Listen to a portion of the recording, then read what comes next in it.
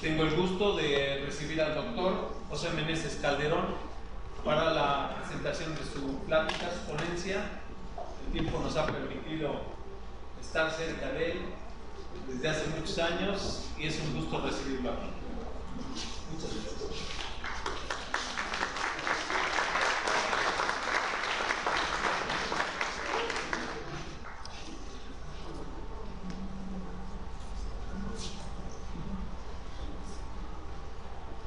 Hola, buenos días.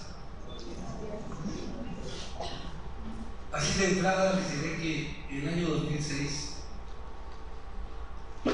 intentamos establecer un protocolo, ya que la muerte materna en este estado estaba similar al del caso cesariano en pleno siglo XXI.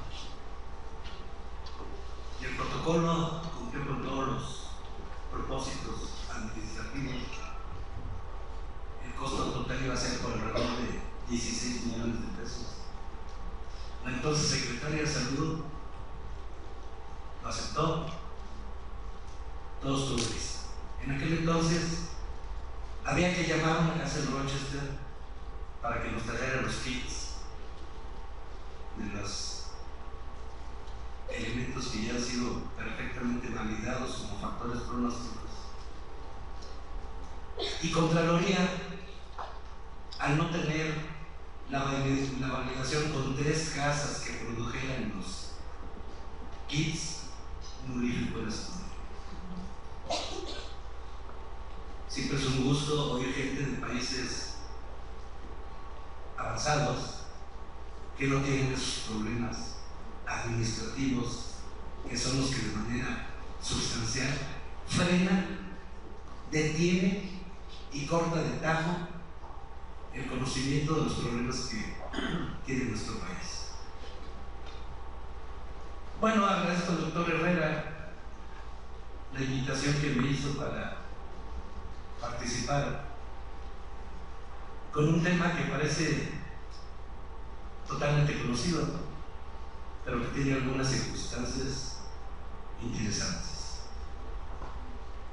Nos queda perfectamente claro que en relación a partos prematuros, en relación a muerte materna, seguimos estando vergonzosamente mal. Se firmaron los pactos del milenio en el año 2000 y juraron nuestras autoridades que para el 2015, o sea 15 años después, íbamos a disminuir a 23.1 puntos la muerte materna en nuestro país. Llegó el 2015 y se volvió a firmar un nuevo pacto jurando que ahora sí para el 2030 lo íbamos a conseguir. Yo creo que va a ser el año 2326 y seguiremos prometiendo políticamente las cosas que por insuficiencia gubernamental no tenemos. La siguiente. La que sigue. Mejor hablemos de aspectos que a mí en lo particular me gusta mucho la historia de la medicina.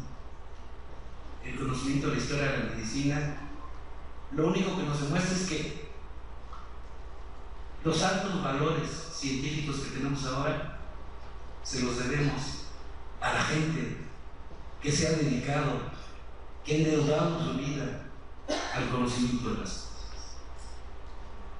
Y la aspirina nos brinda una oportunidad, primero, de tener un corte científico en medicina, al adaptarse medicamentos que vienen de productos naturales. Desde los papiros de Evers, en la medicina egipcia, ya se hablaba de la utilización de brebajes derivados del sauce blanco, del Silex angus, a pacientes con fiebre. La medicina sumeria y la medicina china, 1000 años antes de Cristo, ya también mencionaban la utilización de la corteza del sauce para el tratamiento del dolor. En Mesoamérica hay evidencias, y antes de eso Hipócrates y Galeno, Hipócrates en sus textos hipocráticos ya mencionaba que estos brebajes derivados del sauce tenían un importante efecto antiinflamatorio y analgésico. En Mesoamérica, en algunos sitios, los tótems sagrados estaban colocados alrededor de los sauces blancos.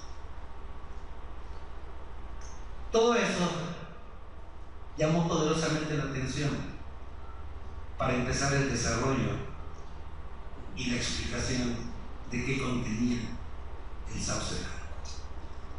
Y el primer estudio, sin duda alguna, fue en 1763, cuando un diácono inglés, Edward Stone, utilizó en 150 gentes, ya ven que todos eran médicos, a todos le tiraban, y le dio el brebaje mediante el té o la cerveza, que para eso los ingleses también se pintan solos, y él fue el primero en describir que la utilización de este brebaje derivado de la corteza del sauce quitaba la fiebre.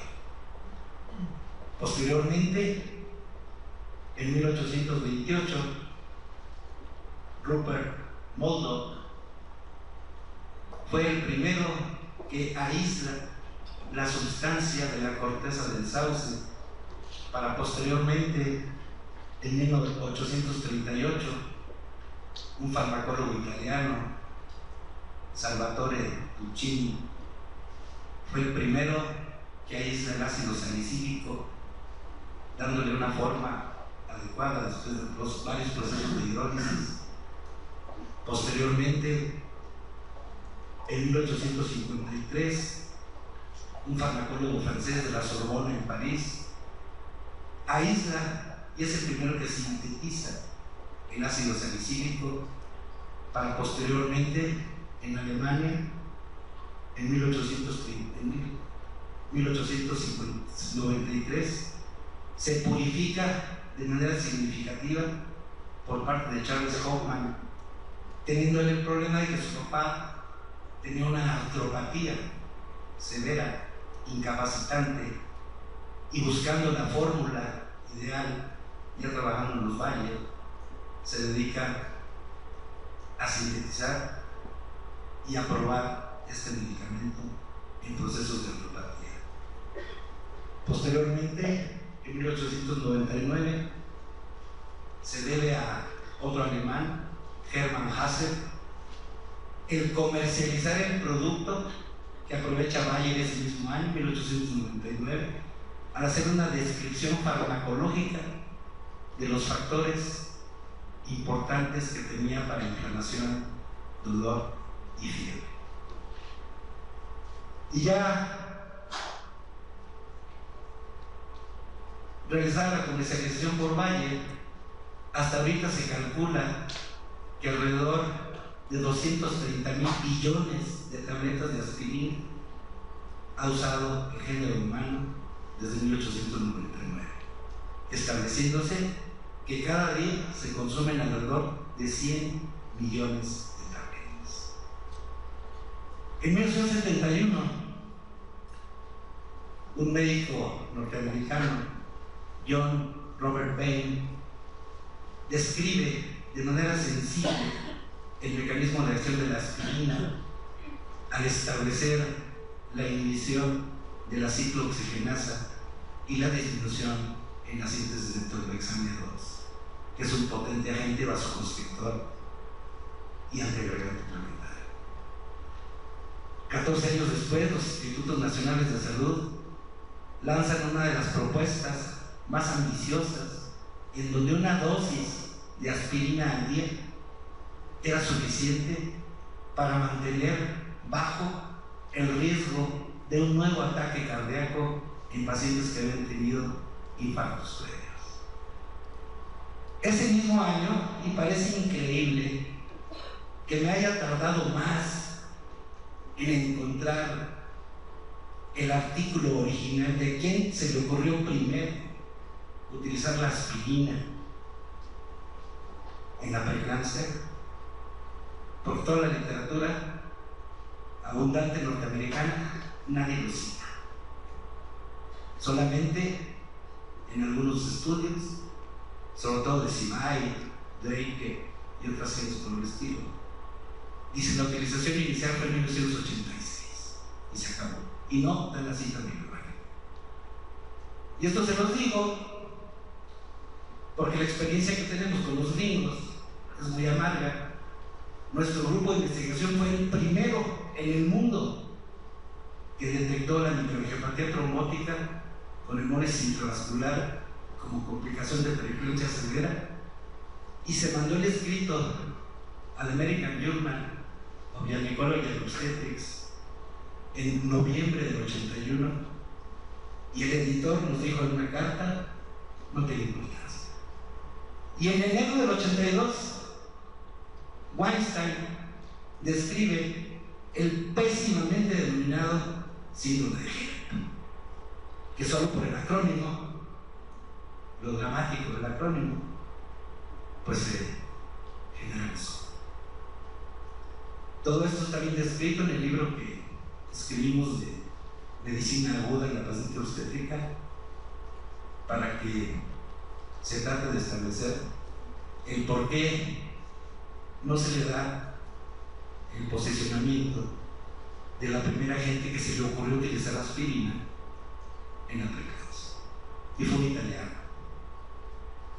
Aquí está el artículo original del Hospital Tenon de París, Francia, con el doctor Bufils y su grupo del Departamento de Nefrología, conjuntamente con Ginecología y Obstetricia. Él fue el primero que se le ocurrió utilizar toda la pléyade de conocimientos despertados desde los antiguos egipcios para la prevención de la preeclampsia. Este artículo original utilizó, además de la aspirina, el dipyridamol, que para mi gusto y la experiencia que tuve de 25 años en cuidados intensivos, la utilización en pacientes con preeclampsia severa y microangiopatía trombótica con extraordinarios resultados. La siguiente. El mecanismo de acción pues ya está perfectamente claro: la inhibición de la ciclooxigenasa a dos niveles, tanto a nivel plaquetario como a nivel del endotelio vascular. A nivel plaquetario, al inhibir la ciclooxigenasa, pues va a permitir evitar la síntesis del trombohexamina 2 en la agente vasoconstrictor y agregante, y romper el radio entre prostacyclina y trombohexamina. Al inhibir casi un 100% la acción del trombohexamina, evidentemente se aumenta la participación de la prostacyclina como prostaglandina, vasodilatadora y antiagregante plaquetario. A nivel del endotelio vascular no tiene mucha acción, ya que el endotelio sintetiza de inmediato nueva ciclooxigenasa para mantener a nivel endotelial esa razón. Y el efecto de que demos una dosis al día, microdosis, la utilización de que nosotros lo estamos haciendo en los hospitales de 50 a 75 miligramos diarios, es que las altas concentraciones a nivel de la circulación sinusoidal hepática van haciendo que las plaquetas que van pasando por el hígado se estén recargando del fármaco y estén inhibiendo la formación de la ciclooxigenasa. Y de ahí pues nuevos desarrollos que hay en el efecto de la aspirina, hasta el último reporte de la Universidad de Washington en Estados Unidos, donde han demostrado un efecto impresionante en disminuir la posibilidad de metástasis carcinomatosas utilizando aspirina por eliminación de la agregación, ya que uno de los mecanismos metastásicos es que las células, al viajar en el torrente circulatorio, son abrazados por las plaquetas o inducen las plaquetas abrazadas y a llevarlas a sitios distantes del sitio tumoral inicial y después favorecer la reimplantación o la presencia de metástasis. Y artículos recientes también abocan el enorme potencial que tiene la aspirina para disminuir los altos riesgos de cáncer de colon en pacientes que así tienen predestinado su padecimiento. En suma, es un fármaco impresionante que todavía tenemos mucho que estudiar. Estamos buscando la prevención y como tal, a la oír a mi amigo del Barça, seguro que vas al Barça, ¿no? Bueno, prevenir y prevenir. Yo demostré mediante otro estudio de investigación que cada año el Hospital General, que es el que dio origen con mucho orgullo a Mónica Petelini, nos gastábamos alrededor de 17 millones de pesos en la atención en cuidados intensivos de las 226 mujeres que año con año recibíamos con todas las complicaciones de la preeclampsia severa. Así que el sueño dorado para la medicina mundial, para la medicina de nuestro país y nuestro estado, pues es la prevención. Nos queda claro que la prevención primaria solo la lograremos cuando conozcamos de manera íntima por qué se produce la enfermedad. Y yo soy un convencido que la preeclampsia no es una enfermedad en embarazo. La mujer preeclámptica nace desde el nacimiento ya con la susceptibilidad genética. Estamos estudiando ahorita 2 familias que tienen preeclampsia desde la abuela, la madre, las hijas y varias primas. Son 2 familias completas, tratando de establecer el gen mexiquense de este problema. Porque a mí me queda claro que la preeclampsia es solo un alto en el camino, y la mujer preeclámptica, desde que nace hasta que muere, va a tener infinidad de circunstancias que durante el embarazo van a hacer que aparezca la enfermedad y después desarrollan diabetes, hipertensión, síndrome metabólico, insuficiencia renal a la más mínima provocación.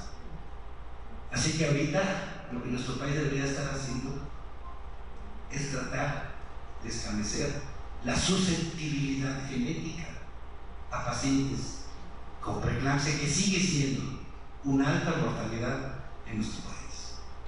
La siguiente, la que sigue. Se ha hablado demasiado de fisiopatología, pero nos queda claro lo que sigue, que el problema fundamental está en las primeras 15 días después de la anidación del huevo y los primeros 8 semanas. Queda perfectamente dictaminado el proceso íntimo, el proceso ligado a los factores proangiogénicos, antiangiogénicos, su imbalance y su disrupción, el que abre el camino para la aparición de esta problemática. Mientras tanto, en nuestros hospitales seguiremos viendo las consecuencias de la preeclampsia severa. Hemos establecido 4 horas después de la apertura clínica a que aparezca la primera insuficiencia orgánica. 4 horas. Y viene la apertura clínica y la paciente hasta 17.26 horas acude a un hospital.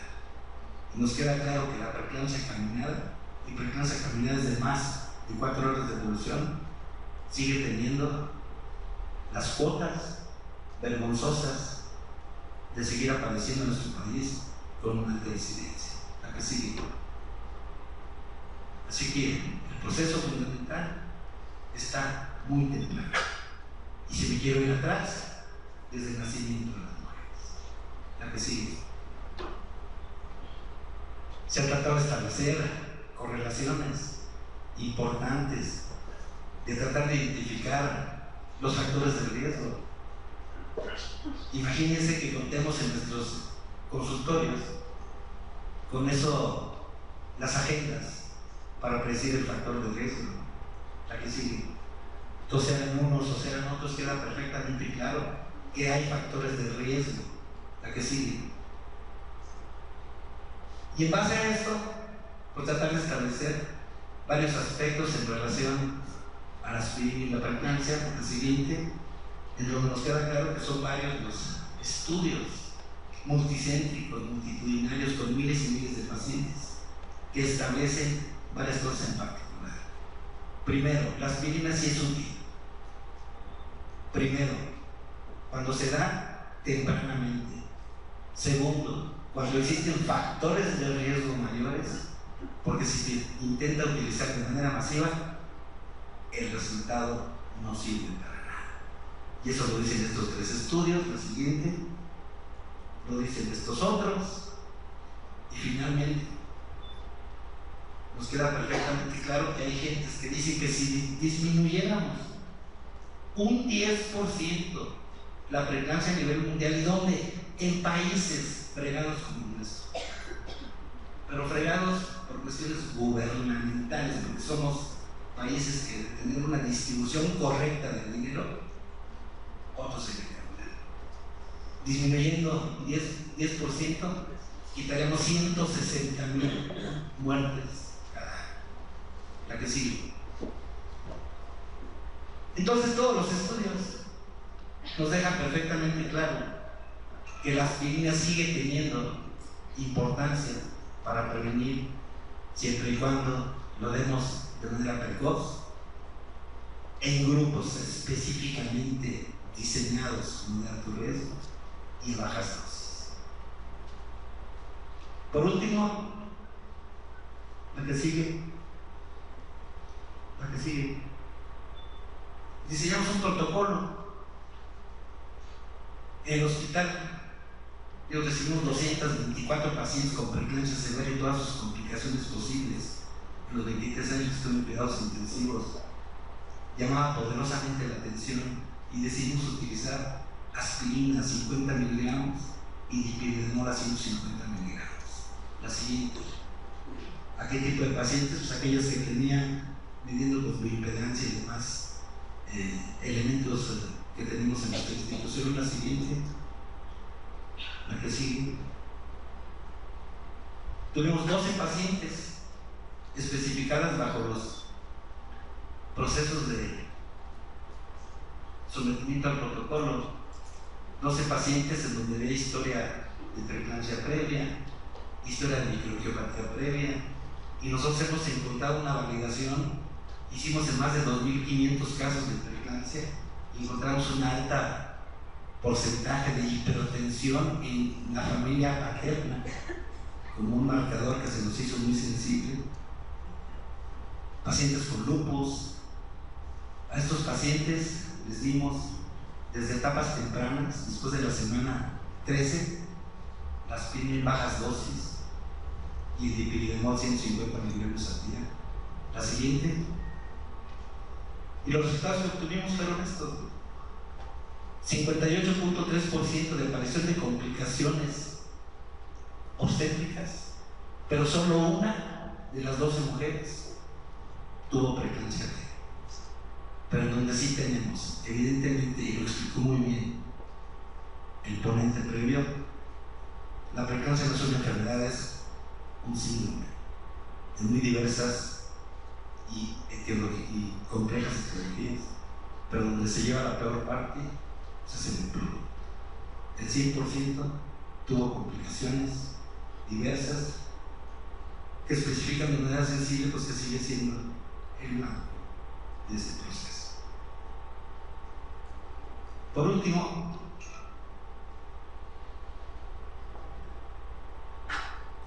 tenemos un kit de reducción de estrés, o lo tenía ahí en la unidad, pegado un póster. La siguiente. Pero solo para autoridades del sector salud. La que sigue. Con especificaciones muy significativas. ¿De quién depende la política de salud? Del gobierno. Y no tienen la más mínima idea de la proyección que deberían de tener Y yo quisiera preguntarle a los institutos y demás, ¿cuánto cuesta, incluso de nuestra bolsa, hacer estudios de investigación en este país? Por último, pues nos queda claro, y la historia de la aspirina es relevante, ¿no? Tenemos que investigar, investigar e investigar. Gracias.